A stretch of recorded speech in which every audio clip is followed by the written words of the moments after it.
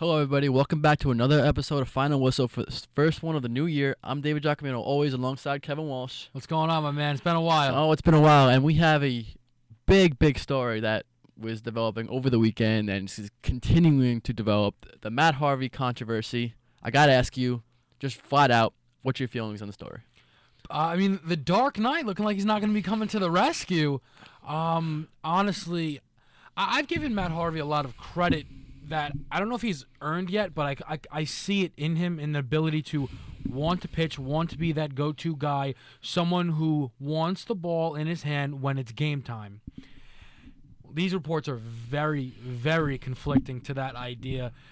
You know, I understand Scott Boras. Scott Boras is all about the dollar sign, so I understand why he wants to protect someone like Harvey. And I understand the Mets who want Harvey to pitch because they're trying to win a pennant here.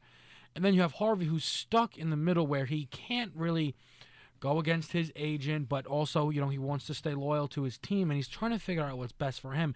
And I think what happened is when he said about, I thought 180 was a hard number, I think he might have just been speaking the truth. I think that's what he was under the impression of, and then kind of realized how that made him look, so he tried to backtrack. I am giving him the benefit of the doubt for now.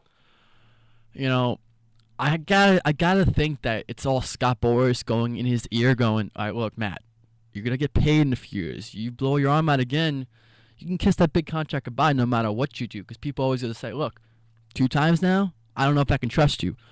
But it's just hard. It's hard to think that a top pitcher like him is going to just not want to take the ball in the playoffs. Because, look, during one of the games over the weekend, David Wright had an off day. He spent the whole game just talking to Matt Harvey. It was for like 5 innings. They kept showing it on TV. I'm sure David Wright was saying, look, back in 06, I thought our team was going to be a dynasty. I thought we were going to be 5 years in a row winning the playoffs. Guess what? I haven't been back since. I guarantee you that's what he was saying to Matt Harvey. You don't know how often you're going to get these chances to get in the playoffs, and you have to take them. I think that if I were to be a Met fan, if I had to place my faith in one person, it's David Wright.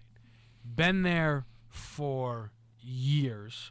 One of the all-time greats to put on that uniform. He's the captain of that team. And you see that they go to David Wright. Even when Wilmer Flores was crying at City, they sent Wright in to go and get him. So it's good to have a guy like Wright to talk to Harvey.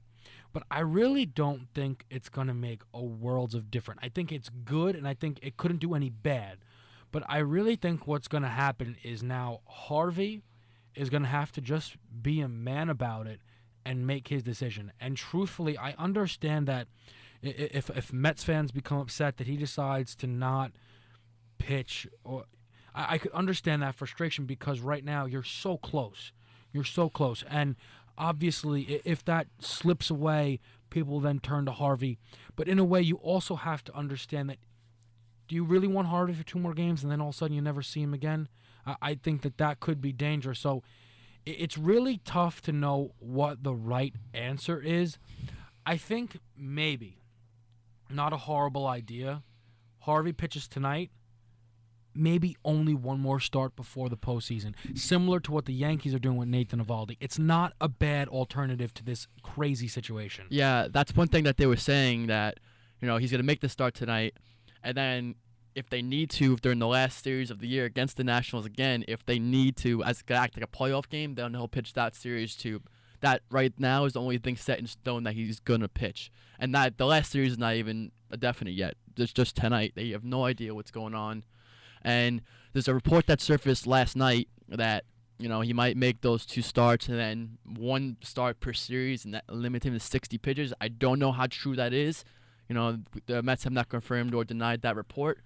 But I do not in favor of that for the Mets' sake, that if he's only being limited to 60 pitches, that's killing their bullpen. Their bullpen is not as good as it is, and it's not the ideal situation to put the Mets in if you're going to limit him to 60 pitches. I mean, it might as well shut him down at that point, or just give him maybe one start in the postseason, go all out. I don't know the answer to this point. See, I wonder this as, people like me and you who want to pursue careers in the media. I don't understand how this stuff starts. Who tells these people that Harvey's only going to throw 60 pitches in the playoffs? Because I can't imagine that the Mets have said to themselves, all right, no doubt he's throwing 60 pitches, boom, boom, boom. I can't imagine that somehow Scott Boras anonymously reached out and said, hey, by the way, he's only throwing 60 in the playoffs. To me, I'm not buying into any of that. We all know in the world of sports, a rumor is only as good until it comes true. I can't imagine, let's say he went about 4 innings, let's say 60 pitches, 4 innings, going 2-hit ball shutout. He's throwing a shutout. How does he allow the Mets, Terry Collins, to go, 60 pitches, you're done. Remember that whole thing? Yeah, you're done. I think he would go insane. See, and that's the problem. And also, it's not like Terry isn't any. You can tell Terry's not in favor of this. Terry has no control at all. Oh, of course. I mean, but in all honesty, it's not Terry's decision. There's no manager in baseball. As legendary as Joe Torre was, it's not like Joe Torre would. No one would have had control over the situation. It is something that is going on between agent and management upstairs above Terry's head, trying to figure out what they need to do with Harvey. And I truly believe that the answer is let him start tonight. Let him go be Matt Harvey, get you another win, expand that lead over the Nationals, rest him. You're doing a 6-man rotation anyway. And a 6-man rotation that has DeGrom, who will finish top 5 in Cy Young voting. Syndergaard, who needs to throw as much as possible to find his groove again. Cologne, who's back to what he was in the beginning of the season. John Neese, who has turned into a really, really nice number 5 starter. Probably as good as that. Not his past 3 starts. I understand that he's been roughed around, but you have to understand that that's what happens when you guys are your number 5 starter. So that's someone that if I'm throwing John Neese every 5 days, I'm not upset about that. And as long as Matt's finger's okay, he left the game with a blister. Yeah. As long as Matt can throw, in all honesty, I mean, you know what I think of Steven Matz. I think Matz truly might be the best one out of this entire staff. Throw Matz, because guess what?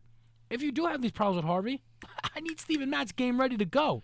So, I don't even think this should be a question because I think the decision is made for them. Why do you need to throw 6 pitchers and have all this controversy? Just let him throw tonight. Rest him. Yeah, and there's going to be this story to go on for a long time. Who knows what the Mets are going to decide, what Scott Boras is going to decide, but, I can't wait to see because this is just one of the biggest stories of the year, and it could really affect the Mets season and going into the playoffs. And let's see how far they go into the playoffs. Yeah. All right, that's all the time we have for Final Whistle. David Giacomo, Kevin Walsh.